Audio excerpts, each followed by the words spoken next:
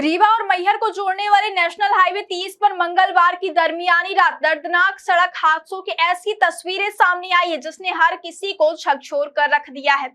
अमदरा थाना क्षेत्र के नया गांव के पास कुछ ही मिनटों के अंतराल में दो बड़े सड़क हादसे हुए जिनमें 3 लोगों की मौत हो गई और जबकि करीब 20 लोग घायल हो गए हैं। क्या आपको बोरवेल करवाना है लेकिन लोकल और सस्ते पाइप्स लगाकर हो गए हैं परेशान? तो अब आपके शहर में आया है न्यूट्रॉन 40 kg बोरवेल पाइप।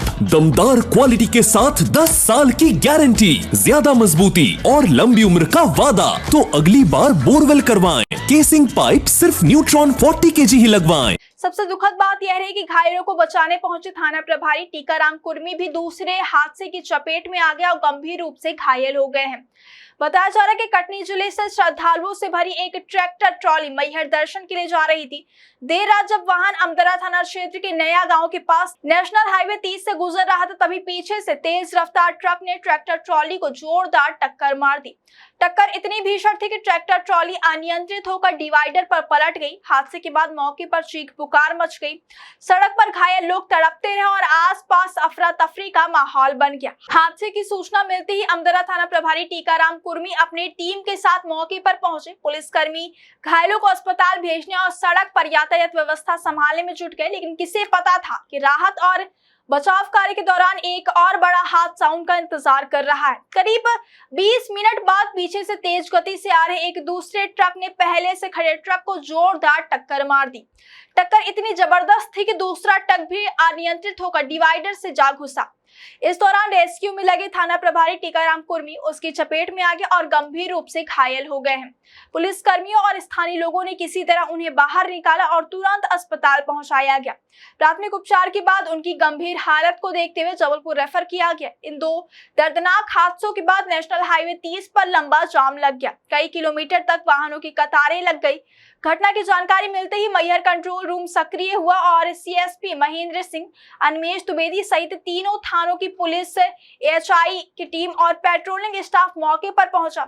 इसके बाद राहत और बचाव कार्य तेजी से शुरू किया गया। इस हादसे में 3 लोगों की मौत हो गई। मृतकों में 14 वर्षीय प्रकाश लोधी निवासी शाहनगर जिला कटनी और धीरेन्द्र सिंह निवासी रोहनिया जिला कटनी की पहचान हो चुकी है, जबकि एक अन्य युवक की पहचान अभी नहीं हो पाई है। हादसे में घायल हुए लोगों में राममिलन यादव, सीमा देवी, संतोषी भाई सिंह, मुकेश सिंह, रश्मिबाई लोधी और दीपाली लोधी सहित कई लोग शामिल हैं। सभी घायल कटनी और पन्ना जिले के बताए जा रहे हैं। घायलों को पहले कटनी जिला अस्पताल भेजा गया, लेकिन 6 लोगों की हालत गंभीर होने के कारण उन्हें जबलपुर रेफर कर दिया गया।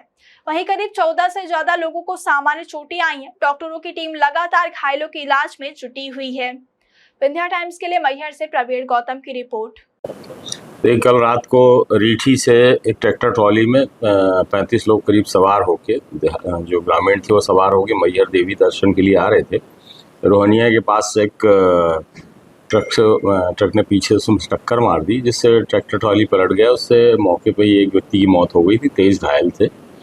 और उस घटना की सूचना पर से थाना प्रभारी जो अमदरा है वो अपने स्टाफ के साथ मौके पे पहुंचे हुए थे और वो ट्रॉली वगैरह को निकलवा के सब घायलों को बाहर करवा रहे थे। उसी समय एक दूसरा ट्रक और कटनी तरफ से आया जिसमें गिट्टी लोड थी। उसने खड़े ट्रक में जो पूर्व से दुर्घटनाग्रस्त था उस पर पीछे से टक्कर मारी, जिससे एक तो हमारे थाना प्रभारी अमदरा गंभीर रूप से घायल हुए। सामने जो पहले एक्सीडेंटल ट्रक था उसके सामने एक लोकल व्यक्ति था जो मदद के लिए आया था, वो भी ट्रक की चपेट में आ गया, जिसकी बाद में इलाज के दौरान उसकी मौत हो गई है। अभी तक हमें 2 लोगों की मौतों की जानकारी है।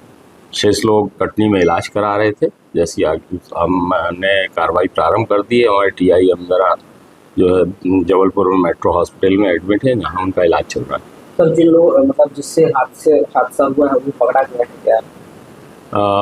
ट्रैक्टर ड्राइवर तो था मौके पे, और अभी चूँकि अफरा तफरी में हम लोग ज़्यादा इलाज कराने में लोगों के लगे हुए थे, निश्चित तौर पे अभी मिल गया हमें बात। इसमें कुल कितने लोग घायल हुए थे? घायल जो हमारी जानकारी में 23 ग्रामीण थे और एक टीआई हो गए और एक देहात, कुल मिला के इस तरीके से 25 लोग घायल।